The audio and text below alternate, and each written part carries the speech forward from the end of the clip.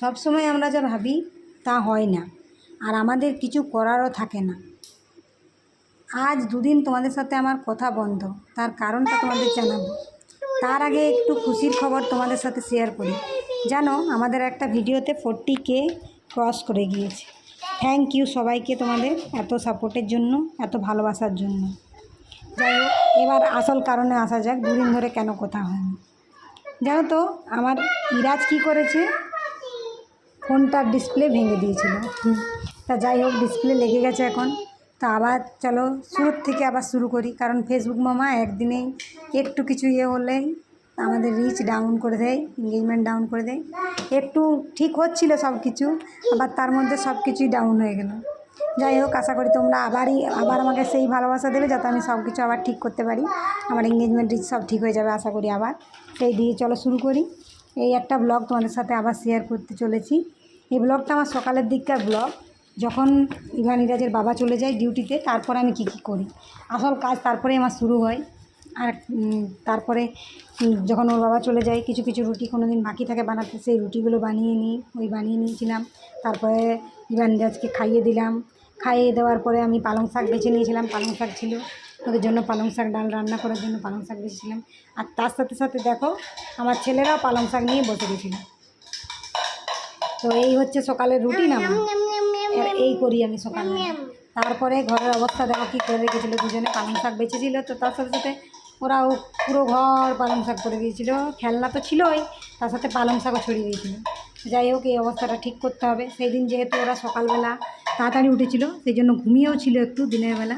যেদিন সকালে তাড়াতাড়ি উঠে সেদিন একটু ঘুমোই দিনের বেলা বলতে 10টা 11টা এই সময় একটু ঘুমিয়ে নেই, একটু হালকা ছোট্ট করে ন্যাপ নেই। তারপরে দুপুরবেলায় আর ঘুমোই না, সারাদিন জেগে থাকে।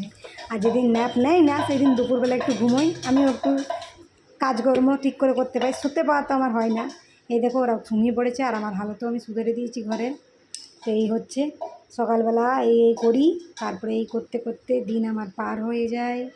ওরা উঠে যাওয়ার পরে ওদেরকে স্নান তো করিয়ে দিয়েছিলাম সকালবেলা। তারপরে ওরা ঘুমানোর পর আমি আবার আমার কাজে লেগে পড়ি। এই হচ্ছে আমার সকাল, দুপুর, সন্ধে। সকাল থেকে সন্ধে হয়ে যায় আমার কাজ করতে করতে ওদেরকে নিয়ে, কারণ একা হাতে সব করতে হয়। এই হচ্ছে জীবন এখন আমার দুজনকে নিয়ে। তো যাই হোক, এই করতে করতে দিন পার হয়। ভিডিওটা কেমন হলো অবশ্যই জানিও আমাকে। আর তোমরা সবাই কেমন আছো, কোথা থেকে ভিডিওটা দেখছো, কমেন্টে অবশ্যই জানিও। ভিডিওটা এতক্ষণ ধরে ধৈর্য ধরে দেখার জন্য অসংখ্য ধন্যবাদ।